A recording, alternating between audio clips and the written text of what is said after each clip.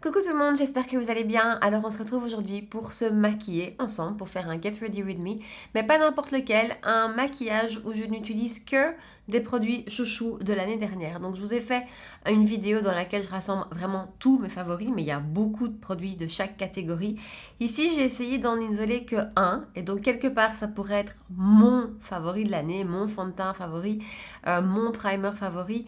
C'est pas tout à fait le cas puisqu'il y a différents finis, différentes choses. Enfin voilà, mais en tout cas, j'ai vraiment retiré mes gros chouchous découverts cette année-ci et je vous fais un full make-up avec. J'espère que cette idée de vidéo vous plaît. Moi, j'avais envie en fait de prendre plaisir à me maquiller avec que des produits qui se comportent bien, dont j'aime le rendu et que voilà, et que j'apprécie. Donc j'espère que cette vidéo vous plaira et si vous avez envie de voir quels produits j'ai utilisés et du coup, quels sont mes gros coups de cœur de l'année, elle va rester avec moi. C'est parti. Alors, mes sourcils sont faits, comme d'hab. Et aujourd'hui, du coup, j'ai utilisé la pommade de chez Anastasia. Je vous ai dit que je l'adorais. Et voilà, c'est vraiment un produit que j'aime beaucoup. J'aime beaucoup le rendu. La tenue est top. Et donc, j'ai fait ça avec ça aujourd'hui. J'ai également mis ma base à paupières. Et alors, si vous vous dites que j'ai comme ça la peau qui est très glowy, je confirme. Je suis en fait en train de tester depuis 3-4 jours la Magic Cream de chez Charlotte Tilbury. Alors c'est un échantillon parce que le pot de cette crème coûte un bras et que j'ai eu plusieurs échantillons dans ma dernière commande ainsi que des échantillons de la crème pour les yeux. Franchement, à la base j'avais un peu peur parce que cette crème, vous voyez, elle donne vraiment beaucoup de lumière et j'avais peur que ça n'aille pas avec ma peau et en fait ça se passe plutôt très bien et je suis même assez contente de l'état de ma peau depuis que je l'utilise. On va assez longtemps avec un échantillon donc ça fait déjà 4-5 jours que je l'utilise. J'en ai encore en backup, donc je continue les tests.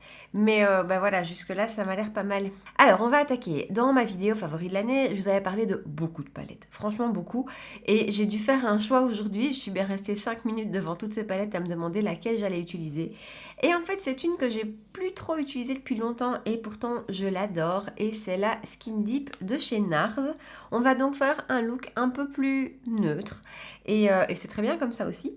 Alors, je vais commencer par prendre cette teinte-ci, qui est vraiment une teinte idéale pour aller unifier la paupière et fixer la base, puisque j'ai mis ma base en dessous, j'ai mis ma pile Wiz, que je n'utilise que pour faire mes vidéos, parce que malheureusement, avec mes paupières grasses, eh ben, au bout d'une journée, malheureusement, cette base-là ne fait pas tenir assez correctement mes fards à paupières, mais par contre, j'adore son rendu, donc quand c'est juste pour vous faire des vidéos, elle est vraiment idéale. Cette couleur-ci, on ne la voit pas spécialement, c'est vraiment nickel pour aller fixer la base et pour faire des mélanges. Donc je l'utilise aussi pour mélanger deux teintes entre elles, pour les adoucir ou autres. J'aime beaucoup. Ensuite, je vais prendre cette teinte-ci qui est un taupe, marron taupe on va dire. Et je vais la mettre en creux de paupière. Alors c'est ma seule et unique palette de chez NARS, je vous avais dit. Vraiment, la pigmentation est très belle. Et les fards sont très beaux et se travaillent vraiment très bien. J'ai pas craqué sur d'autres palettes de chez NARS cette année-ci parce que je sais pas, il y avait toujours plusieurs teintes qui me refroidissaient un peu. Une des dernières qui est sortie me tentait pas mal et puis il y avait plusieurs tons très roses dedans qui bof. Donc voilà, mais c'est vrai que dès qu'il y en a une qui va ressortir et qui sera vraiment dans mes tons, je pense que je la testerai parce que celle-ci en tout cas m'a laissé une super belle impression. Alors on va aller vers les tons les plus froids de la palette hein, et je vais venir chercher cette teinte-ci qui est un marron froid nettement plus foncé avec un plus petit pinceau, le Zoeva 231. Celui que j'ai utilisé juste avant c'était un Zoeva aussi, le 228. Et donc sur ce plus petit pinceau je vais venir juste intensifier le creux de paupière réellement avec cette teinte qui est beaucoup plus foncée. Ensuite, avec un pinceau de chez Zoeva, le 227, je vais venir prendre cette teinte-là qui est la plus foncée de la palette, qui est un marron presque noir. Et je vais d'abord la mélanger avec celle-ci pour un petit peu l'adoucir.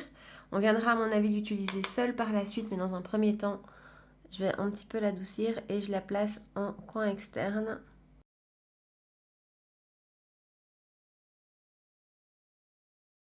Et ensuite, je viens prendre cette teinte-ci qui est un lumineux taupe. J'avais dit, on reste dans les tons froids. Et au doigt toujours, je viens l'appliquer sur la paupière mobile.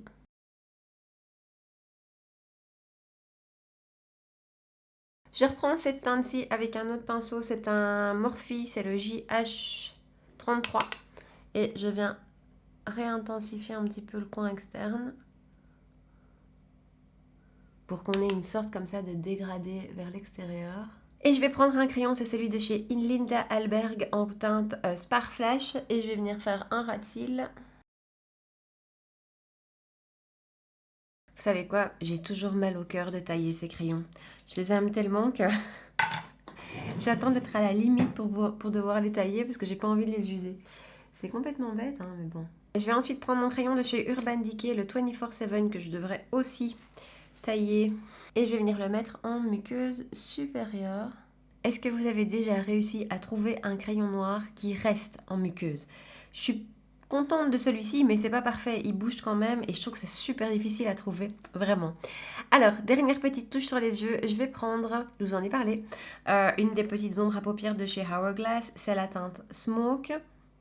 Je la prends au doigt et je viens la rajouter par-dessus la teinte la plus lumineuse que j'ai mis de la palette. Comme d'hab, on met les yeux en pause et on attaque le teint. Alors, je vais utiliser un fond de teint mat et donc je vais utiliser une base plutôt lumineuse. C'est celle de chez Kiko, la Sicilian Notes.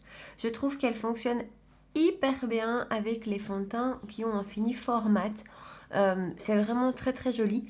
Si vous avez une peau normale, en plus, elle fonctionnera très bien avec tous vos fonds de teint.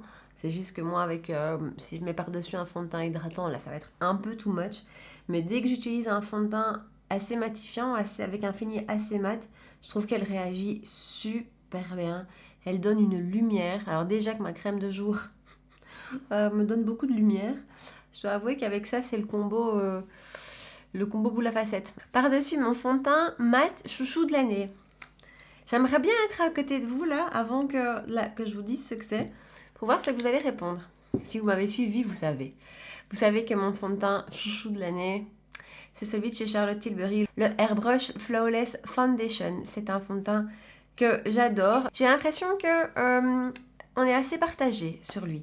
On l'aime ou on le déteste. C'est un petit peu ça. J'ai pas vraiment entendu de retour où on me disait ouais, pas mal. C'est soit j'adore, soit je déteste. Bah moi perso j'adore. Alors j'ai mis une goutte de ce fond de teint et c'est ça qui est vraiment génial. Puisqu'avec cette goutte, je vais arriver à faire tout mon teint normalement. Alors j'ai la teinte 3N que j'avais achetée en été, fin de l'été je pense, qui était à l'époque un petit peu trop claire, qui maintenant en fait est juste parfaite parce qu'en plus il oxyde quand même un petit peu ce fond de teint. Comme ça peut vous donner une idée. Donc vraiment pour cette période-ci, moi la 3N c'est juste nickel. Alors N pour neutre, bien que je trouve que il tend un peu plus vers un sous-ton jaune qu'un sous-ton neutre. Mais bon, ça fonctionne. Et donc vous voyez, vraiment, il en faut, mais extrêmement peu. La couvrance est super belle. Et avec une base lumineuse comme ça en dessous, ça se comporte super bien, vraiment. Voilà pour le fond de teint, on va s'attaquer au cerne. Je vais d'abord commencer avec le correcteur de chez Charlotte Tilbury, que vraiment j'ai utilisé à peu près tous les jours depuis que je l'ai, et qui neutralise quand même vraiment bien le côté bleu des cernes. Je vais vous l'appliquer juste d'un côté pour que vous vous rendiez compte. Voilà déjà pour un côté. Et vous voyez vraiment la différence entre les deux. Je trouve que c'est une... Voilà, je trouve que c'est vraiment un joli petit plus. Alors ça ne suffit pas comme anti-cerne, c'est vraiment un correcteur. Mais je trouve qu'il est assez efficace, vraiment. Et il n'altère pas la tenue ou le rendu de l'anti-cerne qui va venir par-dessus. Ensuite, anti-cerne, mais je vais utiliser le Power Fabric de chez Armani que moi j'ai en teinte 3. Et je vous ai dit, je le trouve vraiment très très beau. Je trouve qu'il a un joli rendu naturel qui évolue bien au cours de la journée, qui a vraiment un bel effet, qui ne marque pas. C'est un très très bel anti-cerne. Je trouve que c'est un anti-cerne de tous les jours et qui est vraiment facile. Il y a des produits comme ça faciles, mais celui-ci en fait partie. Voilà le rendu uniquement sur mon œil gauche. Alors c'est pas une couvrance extrême, mais c'est quand même une couvrance tout à fait moyenne, plus je vous dis vraiment idéal pour le quotidien. Si ça pouvait rester comme ça sans bouger tout au long de la journée, ce serait quand même juste parfait quoi. Alors on va vite venir poudrer, je dis vite parce que c'est la première chose que je fais avant que ça parte dans les petites ridules. Et là par contre, j'ai pas hésité longtemps, c'est la poudre de chez Laura Mercier spécifique pour le dessous des yeux. Je la prends au Beauty Blender, je tape l'excédent sur ma main et j'y vais tout de suite. Et j'ai pas eu le choix puisque c'est la seule cette année que j'ai découvert et qui vraiment me permet de fixer le dessous de mes yeux sans me donner 10 ans de plus. Et par contre, pour fixer le reste du visage, pour pas vous faire un full Laura Mercier, j'utilise la RCMA que je mets dans ma petite coupelle. Je reprends mon Beauty Blender parce qu'au final, c'est comme ça que je préfère appliquer mes poudres. En tout cas, pour les peaux comme moi qui ont réellement une tendance à produire du sébum, je trouve que c'est la manière la plus efficace, ça, ou alors une petite houppette pour vraiment faire imprégner la matière. Si vous avez la peau plus normale, un pinceau, ça le fait bien. Moi, c'est un peu light au pinceau. Donc ma zone T, je la fais au Beauty Blender et par contre le reste du visage, je prends ce qui reste dans ma coupelle avec justement un gros pinceau. Alors je sais pas si vous pouvez voir, mais cette poudre a quand même une teinte un peu blanche, c'est le seul bémol que je lui donnais. Après ça va, c'est pas terrible, mais ça, je trouve que ça éclaircit quand même le teint. Je reprends ma palette de chez NARS et je reprends ma teinte qui est juste là, qui est ce taupe. Un pinceau crayon de chez Zoeva, c'est le 230. Ensuite, toujours même pinceau boule, mais cette teinte-ci qui était le marron entre deux, c'était pas le plus foncé. Et je viens le mettre vraiment sur le côté externe. Et ensuite, je prends un autre pinceau boule propre, ça c'est un Morphe, c'est le E36. Et je prends la teinte lumineuse qui était là, qu'on a utilisée déjà sur toute la paupière. Et je viens la mettre sur la moitié intérieure du ras de cils inférieur. Voilà pour le make-up des yeux, on va recourber les cils. Alors si je peux vous donner un conseil avec ça, c'est de bien nettoyer votre courbe-cils à chaque usage, ou peut-être aller toutes les 2-3 fois. Mais c'est comme ça vraiment qu'on peut avoir des catastrophes quand il y a un peu de matière, parce qu'il y a quand même toujours un peu de mascara, je sais pas comment, qui vient se mettre ici. Et du coup, avec le temps, ça s'accumule et quand on l'utilise, ça finit par accrocher les cils là quand on recourbe et on peut facilement s'en arracher. Donc voilà, petit tips. Du coup, mascara, ce sera celui de chez Charlotte Tilbury, le Legendary Lashes Volume 2. Je vais vous le faire déjà sur un œil.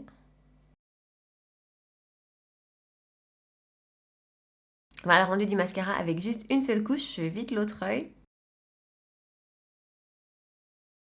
Voilà, il ne nous reste plus qu'à passer aux poudres. Alors, le bronzer, je vais utiliser le Cover FX avec lequel je vous ai bassiné quand même dans mes dernières vidéos. Je vais d'abord prendre le côté mat que je vais appliquer sur tout le visage. Pour le blush, je vais utiliser le blush de chez Buxom de la teinte Seychelles, qui est vraiment le blush parfait, ultra lumineux, hein, mais parfait pour tous les types de make-up.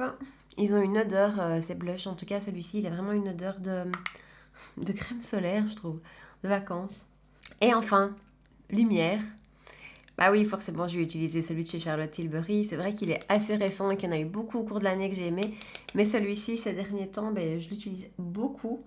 Alors, je vous avais dit, il est vraiment doré. Malgré tout, je trouve que ça fonctionne. Maintenant, voilà, vous voyez le rendu. Il chipote pas, hein, cet highlighter. Et pourtant, j'y ai été très doucement avec mon pinceau. Donc, plutôt à utiliser doucement. Voilà pour le glow. Et on va finir avec le rouge à lèvres. Je vais utiliser le L'Oréal, le Signature, la teinte Eye Stand. Et c'est vraiment une teinte très hivernale, hein, clairement. Et voilà le résultat final. Voilà donc mon look. En fait, j'ai envie de dire c'est presque mon look 2019. Puisque c'est un look que j'ai réalisé vraiment avec que des favoris de l'année et c'est quand même super agréable de se faire un make-up où tout se passe bien, où tout se comporte bien et voilà, et ça permet de faire un dernier récap de l'année. J'espère que cette vidéo vous a plu. N'oubliez pas de me laisser tous vos commentaires ici en dessous de la vidéo ou sur Instagram. N'oubliez pas de liker cette vidéo si vous ne l'avez pas encore fait, de vous abonner à ma chaîne surtout pour qu'on puisse se retrouver 2 fois par semaine, mercredi et dimanche. Voilà, en attendant, je vous souhaite une super belle journée et je vous dis à très bientôt. Ciao!